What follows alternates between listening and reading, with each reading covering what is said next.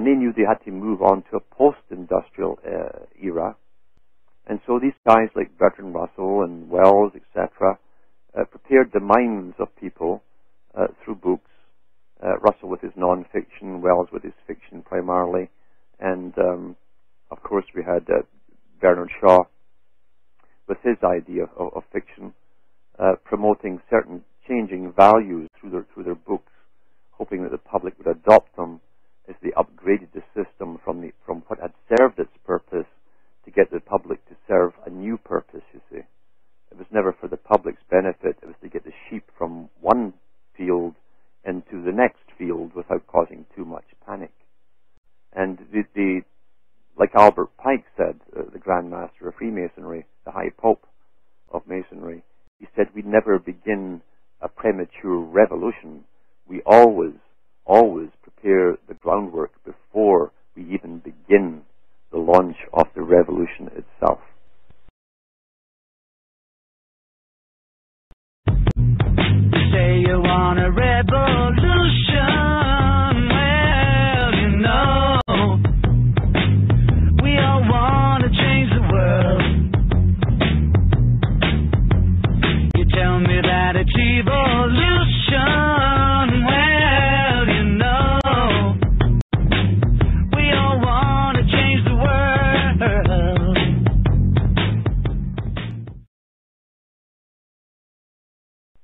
Now, the Webbs were interesting people because Sidney Webb was such a bureaucrat. He used to put the members of the Fabian Society to a hypnotic trance and a sleep, a deep coma almost, with his bureaucraties. He had a special language of his own, which he was cultivating for all bureaucrats. We're all familiar with some of it today because it's mentioned over television, news stations quite frequently. They actually do talk like that amongst themselves, by the way. But the Webbs led off what appeared to be this great left-wing labor organization to get the herd, as they called the people, moving into the next stage, a scientific era, you see, a technological age. And that was their job, was to con them and to get them to come along willingly, thinking it was all on their behalf. So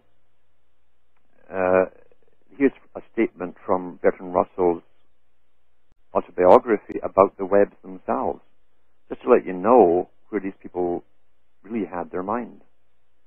He said on page 115 of the autobiography of Bertrand Russell, it says, both of them, the Webbs, were fundamentally undemocratic and regarded it as a function of a statesman to bamboozle or terrorize the populace. I realized the origins of Mrs. Webb's conceptions of government when she repeated to me her father's description of shareholders' meetings. It is the recognized function of directors to keep shareholders in their place. And she had a similar view about the relation of the government to the electorate. So that's the kind of people who led, and still do, by the way, the Labour Party. It's a con job over the working people because they've never had one of their own in the top, and it never will happen. Their leaders are always supplied to them. She goes on to talk about her father, Beatrice Webb. Her father's stories of his career had not given her any undue respect for the great. After he had built huts for the winter quarters of the French armies in the Crimea, he went to Paris to get paid. And from then, of course, he talks about him putting up the huts and so on, as I said before, in the destroyed areas across the planet. He was the Halliburton of his day. He had all the contracts from governments. And that's where the Potter family obtained the masses of their wealth. So these characters were anything but working class. Bertrand Russell also mentions that they hated Ramsay MacDonald, who was the front man for the Labour Party. They had nothing in common with him since they came from an upper class, and they were rather hostile to him since he was uncouth and unlearned, etc. In other words, the Webbs were incredibly snobbish, which is very common in Britain.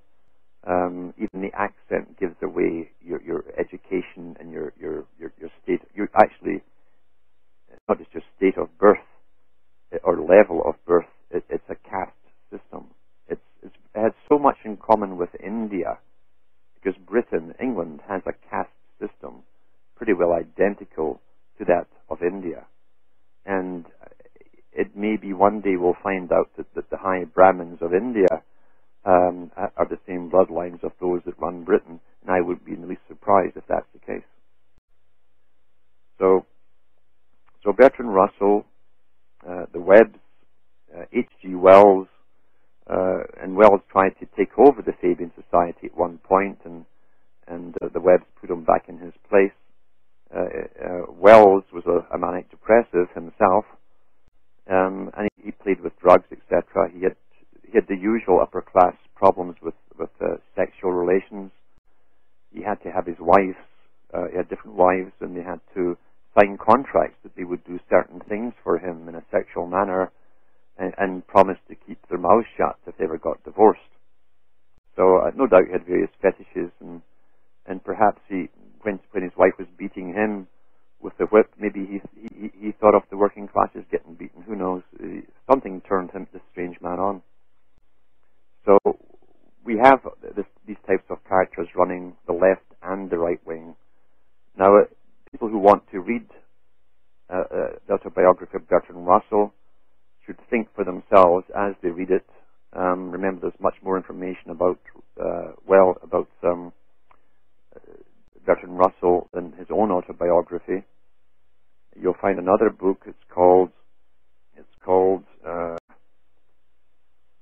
particular one is called In the Minds of Men. Excellent book. The subtitle is Darwin and the New World Order, and that was written by Ian Taylor, who's a scientist in Canada, and he goes through much more of these particular characters who changed society, changed history, created the fads that became taught as reality, like Darwinianism. He says, in fact, in his own book, this one here, In the Minds of Men, commenting on Bertrand Russell, he said Margaret Mead. Margaret Mead, of course, was put out there to push for abortion and so on. And actually, she was more than just an abortionist. She wanted to also start sterilization processes, much like Margaret Sanger had done before her, for the mentally unfit, as they called them. And of course, once they have an IQ level which they claim is appropriate, and everybody says that's fine, I'm above that. Well, of course, like every other law they have in the book, they then change it and expand it, and it would have been a horror show if that just had come to pass. But Mead became the darling, instead of humanists such as Bertrand Russell in 1929, and Havelock Ellis, who cited her work often to promote their own ideas of sexual liberation, because this free sex is what they called it, free love, was started in the 1800s by these same aristocratic people. So they wanted